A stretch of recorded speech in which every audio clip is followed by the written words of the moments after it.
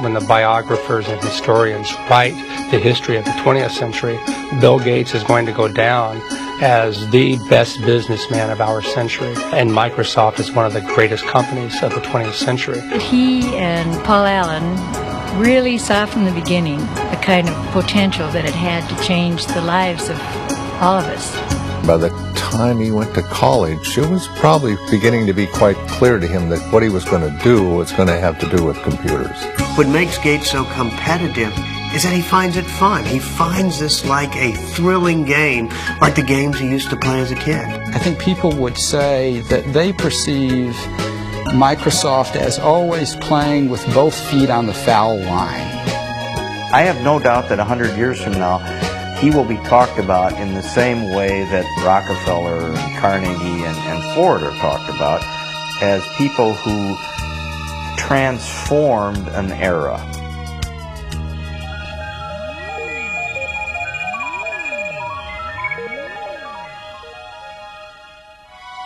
The Pacific Northwest, with its resources and raw beauty, has long lured pioneers and visionaries. Among them was Bill Gates' great-grandfather, J.W. Maxwell, who founded First National Bank in Seattle. The Maxwells enjoyed their privileges and social position, but were never ostentatious.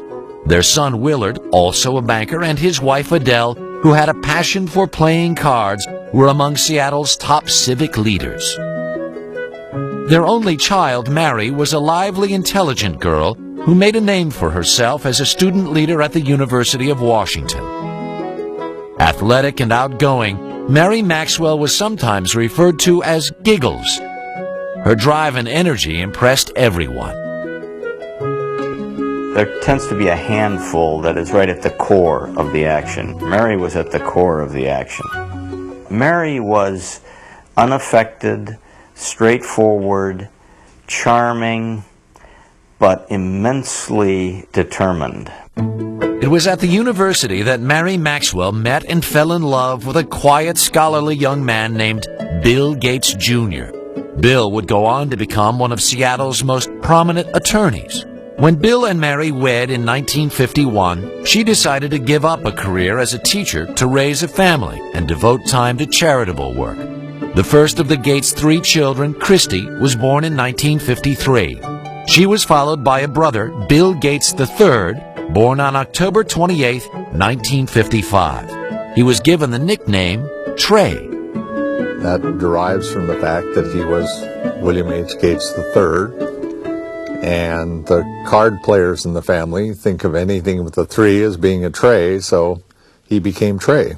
His mother had an extremely close relationship with young Bill.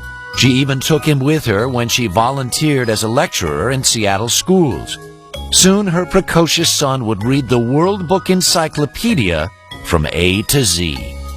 We'd lose him sometime for hours at a time, and when I would ask, "What are you doing?" he'd say, "I'm thinking, Mother." They say curiosity killed the cat, but it didn't kill Bill. Bill was curious. He was always eager to know more, and he had encouragement from his mom and dad. The Gates family prized competition, and young Bill loved testing his mettle in outdoor activities and indoor games. Among his favorite board games were Risk, in which the object is world domination, and Monopoly, where being in the right place at the right time can make you rich. He was competitive in cards with his sister, races to see who could do jigsaw puzzles faster, ski racing, sailing, whatever. He wanted to do it well and as good as the other folks that he was with. Every summer, the Gates family went off to their place on the Hood Canal called Cheerio. It was here that Bill, his younger sister Libby, family members, and friends staged their own Olympic Games. If you stayed overnight and had a couple of days with them, you would come away exhausted from games and activity. It was a very lively scene. It was definitely competitive, there's no question about it, and the children were all part of that. There was never a dull moment. The first World's Fair in the United States in 2020. The Seattle World's Fair opened in 1962, displaying the wonders predicted for the 21st century, including computer technology. Young Bill Gates got an eyeful. Imagine, if you can, an electronic brain. Bill often returned to visit the high-tech exhibits. It was clear that he had a natural talent for math and science. But he was also becoming something of a loner, showing signs of preteen rebelliousness that put him at odds with his mother. Mary and I grew up in very orderly families where parents were controlling personalities, and we carried that forward. And that particular mode wasn't exactly consistent with Bill or Trey, who somewhere around about 11 or 12 began to be very independent emotionally. He was quite willing to make up his own mind about what he wanted to do and not do, and that was really tough for us, particularly for Mary. He was kind of lost. I mean, he was ill at ease in school, wasn't sure exactly how he wanted to spend his time. Obviously very smart, brilliant kid, but kind of lacking direction. And he went through some counseling at that time. He went through a change in his school. While they believed in public education, Bill's parents realized he'd find more direction and discipline at Lakeside, Seattle's best private prep school. Lakeside only accepted the brightest and the best students, and at Lakeside, Bill began to blossom. He made new friends and relished academic challenge. He was an excellent math student. He was excellent across the board. I mean, he was a superb drama student and interested in reading all different kinds of books and so forth. So he wasn't just totally math science oriented. He had a wide breadth of interests. When Bill started high school in 1969, the U.S. space program was at its apex. Apollo 11 took men to the moon that July, and computers made it possible. They were giant machines that cost millions of dollars and required an army of people to run them. Most schools then could never consider buying a computer, but Lakeside had made an extraordinary deal that would be fateful for Bill Gates.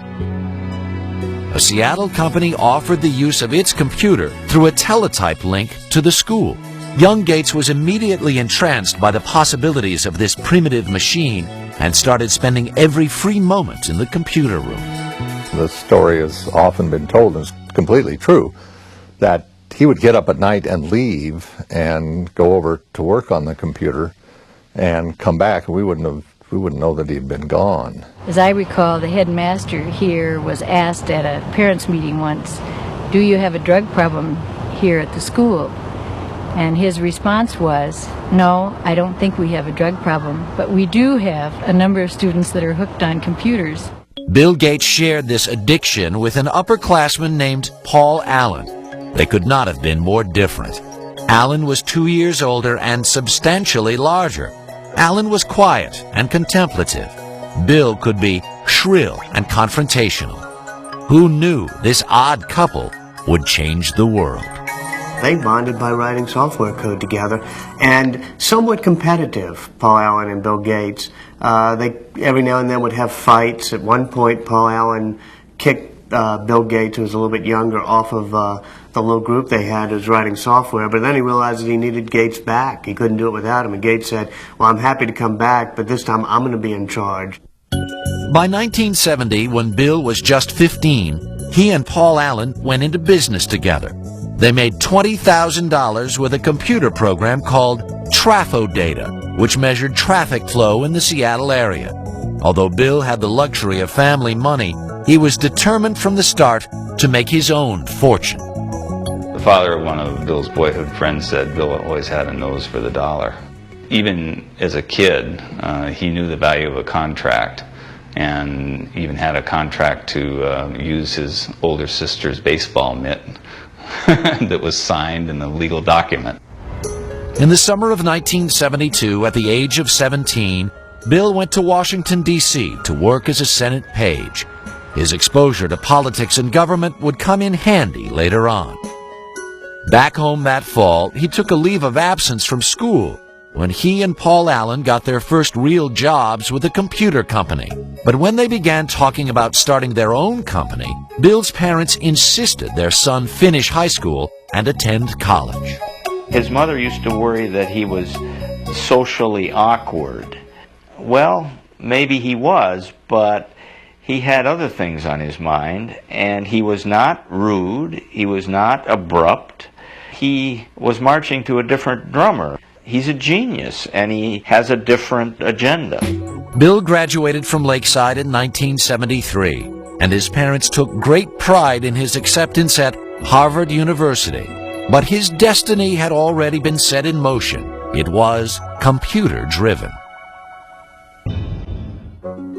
In the fall of 1973, Bill Gates said goodbye to his family and Seattle and headed east to Cambridge, Massachusetts. As a freshman at Harvard, he thought briefly about preparing for a career in law, but no course of study ignited his imagination like his work with computers.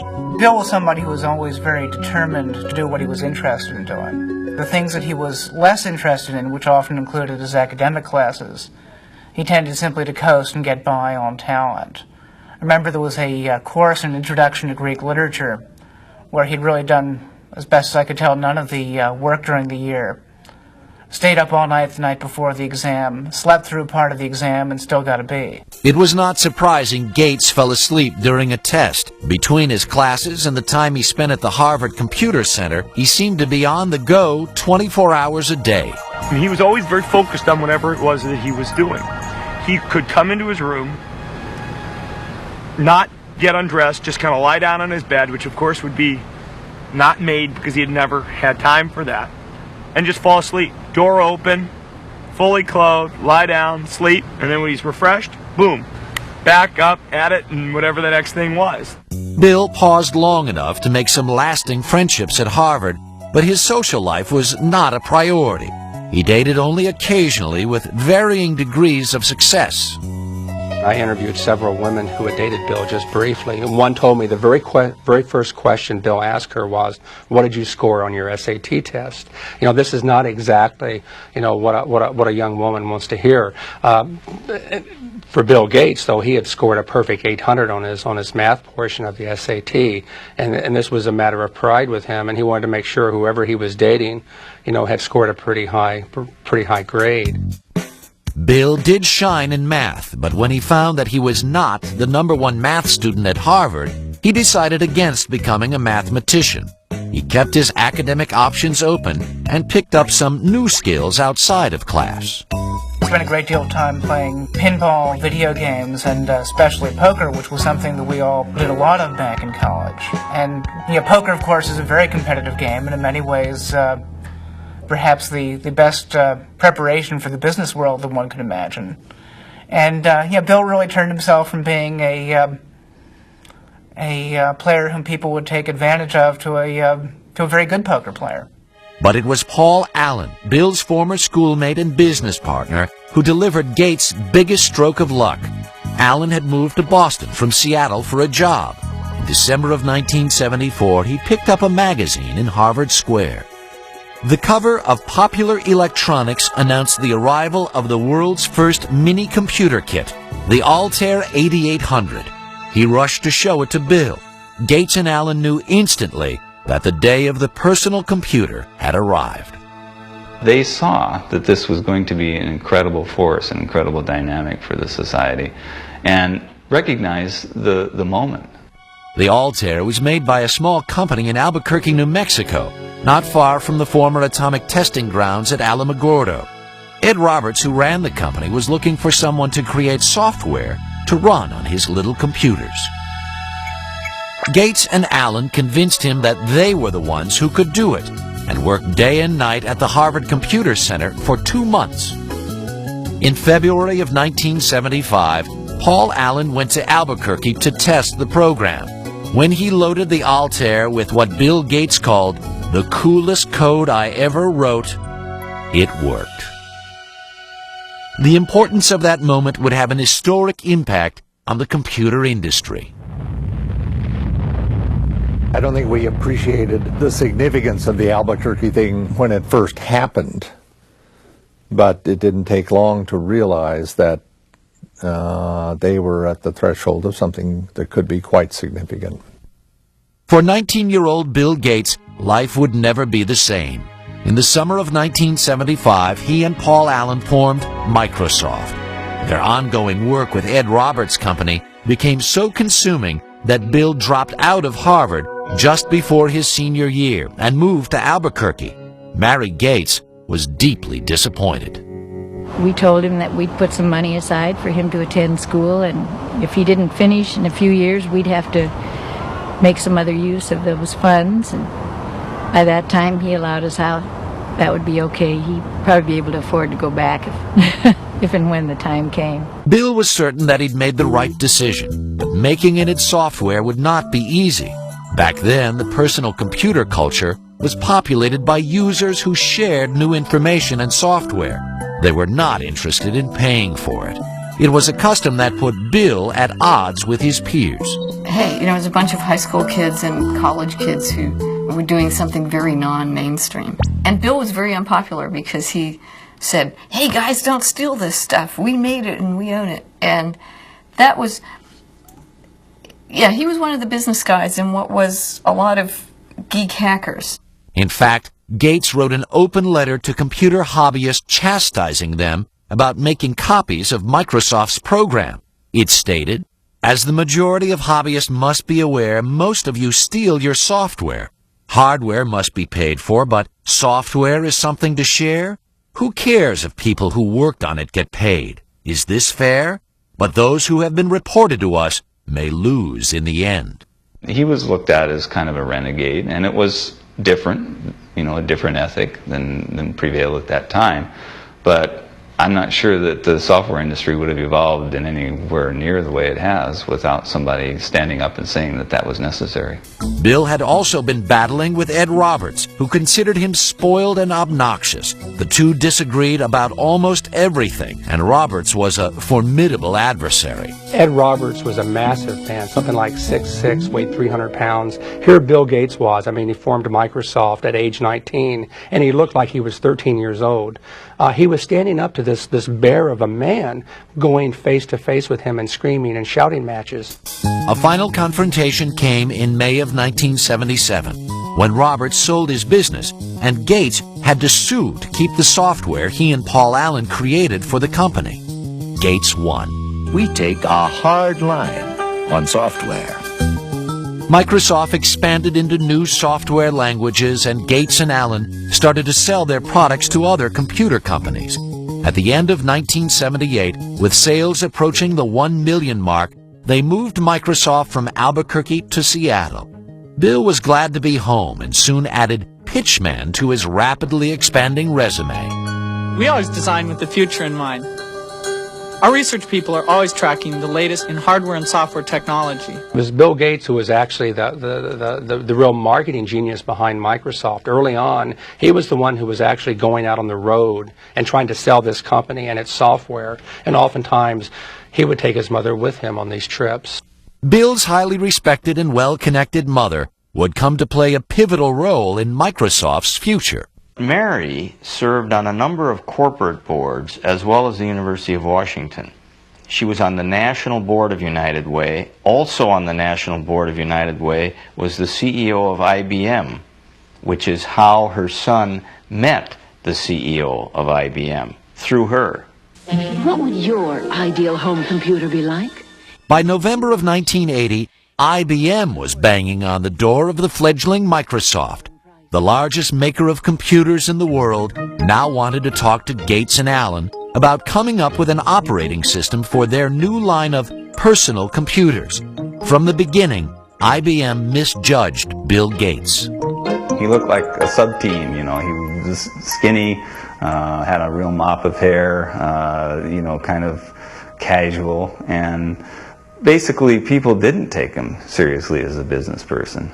But IBM soon discovered Gates was no amateur. He quickly convinced them that Microsoft could deliver their new software. First, he purchased an existing operating system which he then adapted for the IBM personal computers, calling it MS-DOS. Bill Gates, as he's often done as a shrewd businessman, knew where to get an operating system. He just went down the road a few miles and bought it for $50,000. But then the real brilliance was that when they developed that operating system for IBM, IBM wanted to buy the source code, which would have given them the disk operating system, or what became known as DOS. And instead, Microsoft refused to actually sign the rights over to DOS.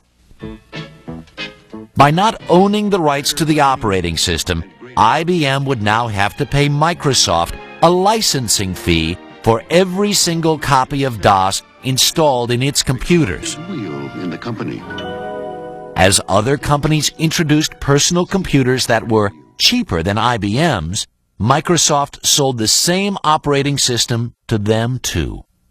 There were all kinds of computers that were being conceived at that point in time. And it struck me that I don't know who will win in the hardware business, but Microsoft has a very good chance to win in the software business. Between 1978 and 1981, Microsoft's growth was staggering.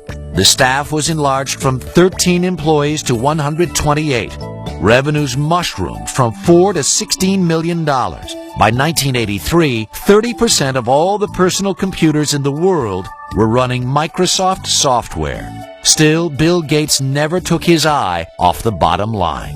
He never flew first class unless it was absolutely necessary. You would often find him sitting in coach, in fact with a blanket over his head so he could get some sleep. So his parents taught him well early on the value of money and hard work, and translated later into his life with not only how he ran his personal life, but how he ran Microsoft.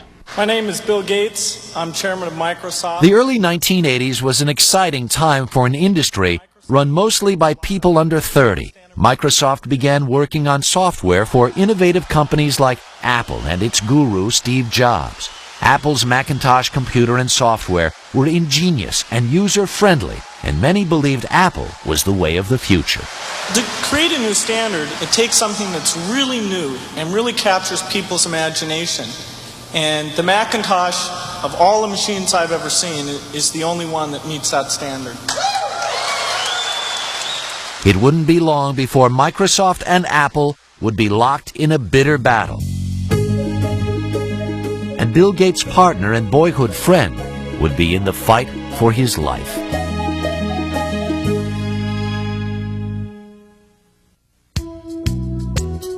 By 1983, the future could not have looked more promising for 28-year-old Bill Gates and Microsoft. The personal computer business was booming, and there was an ever-increasing hunger for software. Bill Gates and Paul Allen were emerging as the crown princes of the personal computer age. But in the midst of the breathtaking rise of their company, they were stunned when Allen was diagnosed with Hodgkin's disease, a form of cancer. It did give Bill kind of a perspective that he didn't have before. You know, he'd always been very, very hard driving, very demanding, and this may have helped him understand a little bit better in terms of what other people go through. Allen's disease went into remission 1 year later, but he would never again take full part in the day-to-day business of Microsoft. For two young men who created a company of global significance and made millions, it was the end of an era. I think history's going to show that their partnership really was an incredible dynamic. I often compare it to the Beatles, Lennon and McCartney. The songs they wrote together are the ones that pretty much we remember and get played over and over again. They were great songwriters individually. I mean, we still hear their songs that they wrote on their own. But somehow together they were even greater than the sum of their parts. And Paul and Bill were like that. By 1984, Bill Gates had become the singular face of Microsoft. In April of that year, he was heralded by Time magazine as the quintessential representative of a new breed of businessman, one who understood both nuts and bolts technology and corporate strategy. When you work with Bill, you can see that in almost any meeting you're in or anything you're discussing, Bill instantly puts together a profile of all of the cases. What about this? What about this? What about this? What about this? What about this? He almost builds this checklist of everything that can possibly happen in his head in a very structured way, and then he runs through it. Protect mode file systems. Microsoft was often referred to as a math camp, where Gates' demanding management style kept the creative process churning and sometimes set off heated confrontations. The early Gates would challenge just about anything. He'd call things the stupidest idea you'd ever heard. And part of it was to test, to see, well, okay, if you disagree, you've got to convince me that it's not the stupidest idea in the world. Gates believed that challenging ideas was required to stay on top in an ever-changing industry. He surrounded himself with a team that shared his beliefs and his relentless work ethic. Certainly when we are working to release a software product, we are sleepless in Seattle. There's a story about Bill from Miriam Lubau, his assistant. She was new to the company. She came in one morning and she didn't know if she should call police because there was this guy sleeping under a desk. But it turned out to be Bill. The effort was paying off. Microsoft posted more than $140 million in sales in 1985. Running a company on a round-the-clock schedule was not conducive to a social life. Bill Gates did manage to have one steady girlfriend in Jill Bennett. She told me that it was difficult maintaining a relationship with somebody who was working, 3 days straight without sleep. Oftentimes he would end up on her doorstep, half dead. He would be talking to her, thinking about software and doing something else, all three at the same time. She said it was amazing watching him. At the center of his marathon lifestyle was a new product. In 1986, Gates introduced Microsoft Windows. It would become the company's signature program. Critics quickly noted that in its use of a mouse and icons, it bore more than a passing resemblance to the Apple Macintosh operating system. If you know how to point, you already know how to use it. Macintosh, the computer for the rest of us.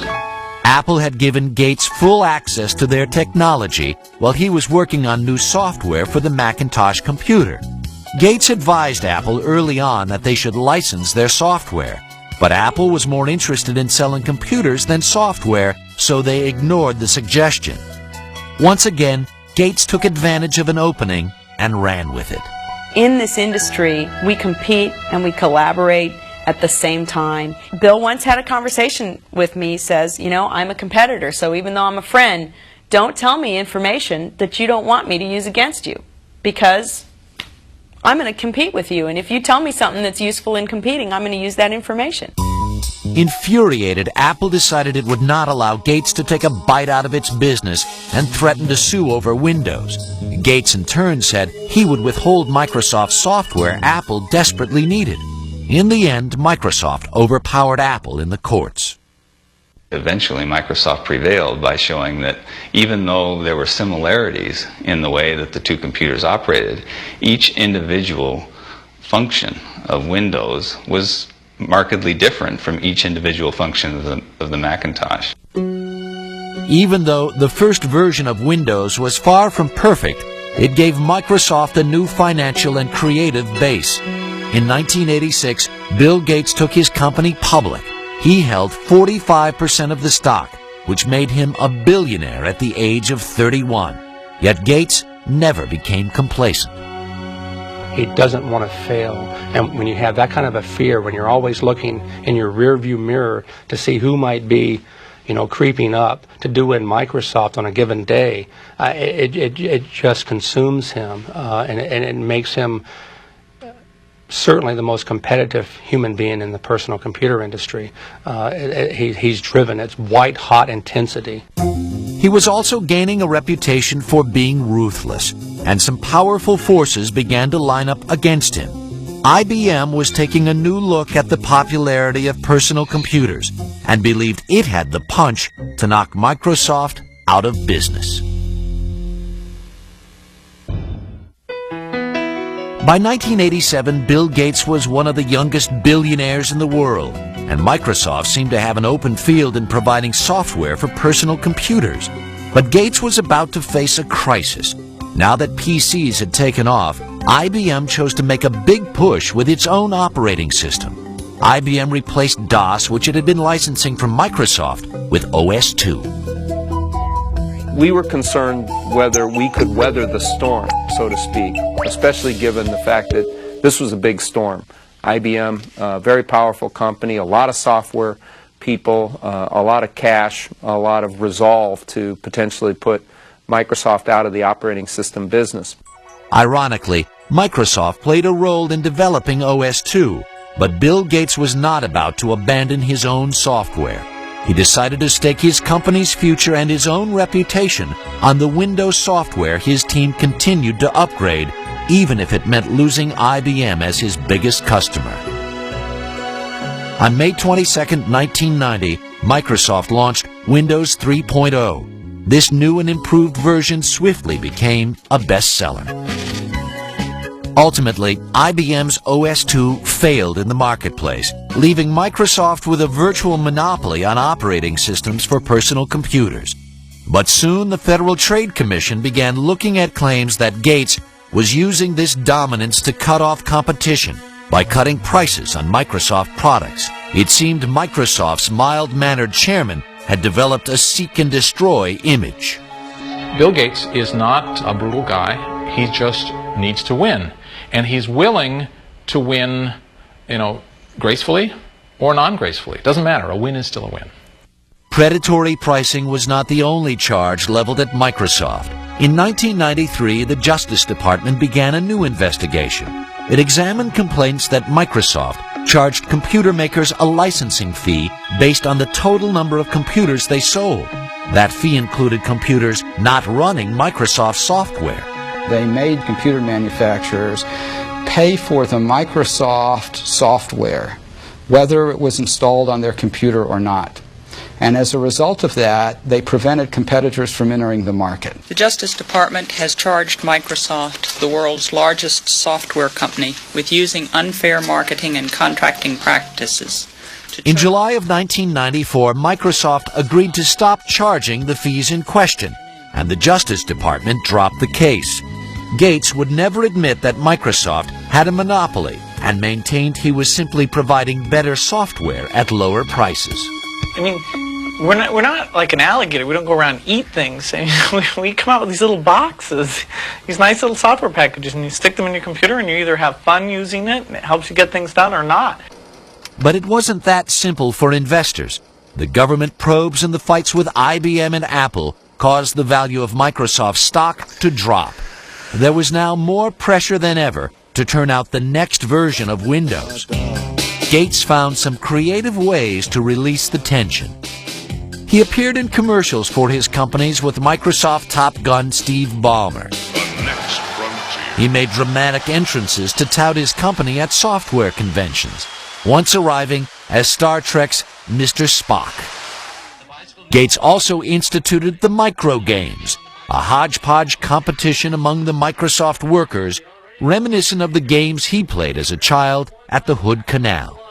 It was like summer camp for adults. We'd all go to his house, and he would spend months figuring out what the various games would be, and he would be sort of the master of ceremonies. He'd form us into teams, very carefully figuring out the dynamics of the teams and how we might all interact. And then we would have to do these like summer camp games. And I met Melinda first at one of those micro games. Melinda was 28-year-old Melinda French, a Duke graduate with an MBA. She had been working as an executive at Microsoft for several years. It was becoming increasingly clear to Bill's family and friends that she was the woman that the 37-year-old Gates had decided to marry. He dated Melinda for quite a while before they got married, and so I saw them together over the years, and they always looked like they had a very special thing going, you know, a level of intimacy and a level of intellectual connection that just caused sparks. She's a really wonderful person, a perfect match for him. Very, very bright, very organized, very supportive, very interested in family and good family life. Bill and Melinda were wed in Hawaii on January 1st, 1994. The night before the ceremony, Bill had arranged for a special serenade. He had Willie Nelson play the night before his wedding, and it was a total surprise. Bill got up and he said, you know, I really love Melinda and I really want to sing her some songs tonight, and I don't sing that well, and so I asked a friend of mine to come and do a little singing for us, and so it was a big surprise. In Melinda, Bill found a partner who recognized his commitment to Microsoft and understood the professional demands of his business. But just months after his marriage, the bliss Bill shared with his family would turn to heartache. His mother, Mary, who had been his most devoted ally, was diagnosed with breast cancer. She died in the early morning of June 10, 1994. Bill rushed home to be at his mother's side. When he came to the house that night, he'd been stopped by the police on the way because he was speeding. And of course, the policeman recognized him. It wasn't the first time he ever got stopped for speeding, by the way. And they looked at him and they said, what's going on? Because he said, you know, I was sitting there and the tears were just running down my face. And the policeman said, well, he said to the policeman, I'm sorry, he said, my mother just died. The policeman said, well, you go ahead, you go on home, but please slow down a little bit if you don't mind. So he was very deeply affected by his mother's death, as we all were, of course.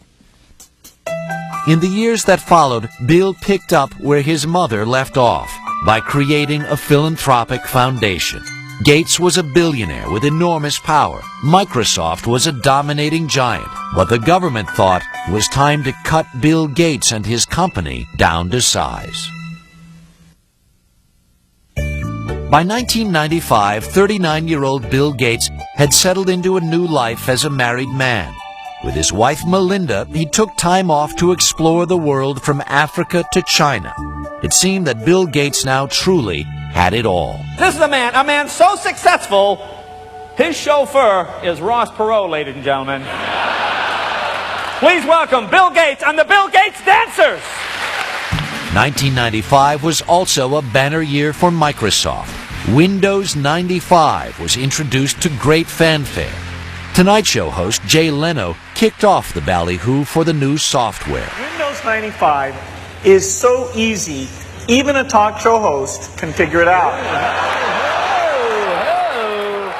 Clearly, Gates was still Microsoft's best salesman, but from now on it wouldn't be all business for the boss. On April 26, 1996, Bill and Melinda welcomed their first child, a daughter, Jennifer. He just loves that little girl. It's just so marvelous to see. It's very gratifying to a father to see his own son have the same feeling about children that I did about him and his sisters. So it's really gratifying. At the age of 42, Bill Gates was an icon of the American establishment, the richest man in the world with a personal net worth of more than $50 billion, and a member of a power elite, which included President Bill Clinton, who shared his newfound enthusiasm for golf. The Gates style never meant flaunting wealth, but Bill spent considerable money for convenience and comfort. In 1997, Bill, his wife, and his daughter moved into a $54 million dream house. Along with family and guest quarters, there is a library housing the Leonardo da Vinci notebook for which Gates paid more than $30 million. Even though the house serves many business functions, for the Gates family, it's just home. It's a remarkably family-friendly home, given what it is. I remember the first time going there after it was fully finished, walking through it and seeing, you know, little Tykes cars in various places and things like that. I mean, this is not an antiseptic home that you feel afraid to touch anything or sit anywhere. While Gates may live in a high-tech palace, he has maintained the sense of public service Mary Gates gave all her children. He has committed himself to giving away the bulk of his fortune with the help of his wife and father through the William H. Gates Foundations. They've donated $200 million for computers and libraries around the country, so others can experience the excitement Gates found as a child. Not everyone in this country can afford access to a computer, and it just makes him realize that offering that kind of access to all citizens, be they 12 years old or 92 years old, will allow everyone to pursue that same excitement that he had as a youngster at Lakeside. Gates and his family have also donated an estimated $800 million for educational projects and medical research. Although he's been criticized for not spending more time and money on philanthropy, at 42, Gates is not ready to give up the helm at Microsoft. The industry keeps changing. I mean, it's the perfect game because it never ends. You can't sit down and relax. In fact, by 1997, Gates found that he was way behind in the exploding Internet market. A company called Netscape was dominating sales of Internet browsers, the software needed to access Internet websites. In some sense, I think the Internet gave Bill a whole new lease on life because it was something new to conquer. Gates set out to close the gap with Netscape by including Explorer, his browser with every copy of the Windows operating system. It was viewed as a move to eliminate his chief rival. If Microsoft chooses to disadvantage Netscape or any other competitor, then the consumer doesn't get a fair choice. When the consumer doesn't get a fair choice, the market can't work effectively. Gates has been portrayed as a bully on some Internet websites. With his company controlling 95% of the world's PC operating systems, many users believe he has prevented better products from entering the marketplace. In March of 1998, Bill Gates was called to the Senate, where he was once a page. Again, he was charged with running an illegal monopoly. In the electronic marketplace, Microsoft has the power today to exercise predatory and exclusionary control over the very means by which we access this Internet. It's a lot like General Motors having the ability to dictate what type of gasoline you put in your car, or what interstate you can drive on, or even how you get on the interstate. Despite the accusations, an earlier injunction preventing Microsoft from giving away its Internet browser with Windows 98 was revoked. But Bill Gates was still not out of the woods. In May of 1998, the Justice Department in 20 states filed an antitrust suit against Microsoft. The legal entanglements of this case may take years to unravel, and the ongoing investigation has taken its toll on the youthful chairman of Microsoft. I think it's been a real punch to the gut for Bill. I've seen him be very emotional and depressed about this, just as I would be. I mean, I've been audited once, and that was pretty awful, and I can imagine this is a lot worse than an IRS audit.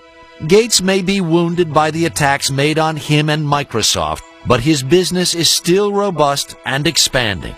In 1996, he ventured into television for the first time with the 24-hour cable news channel MSNBC. And he now owns the world's largest archive of digitized photographs and art images. Gates has also been exploring the use of computer technology in entertainment with Hollywood moguls like Steven Spielberg. Bill Gates is still competing. Perhaps only history will be able to answer the question, is Gates a monopoly builder who crushed the competition, or simply a guy who built a better mousetrap?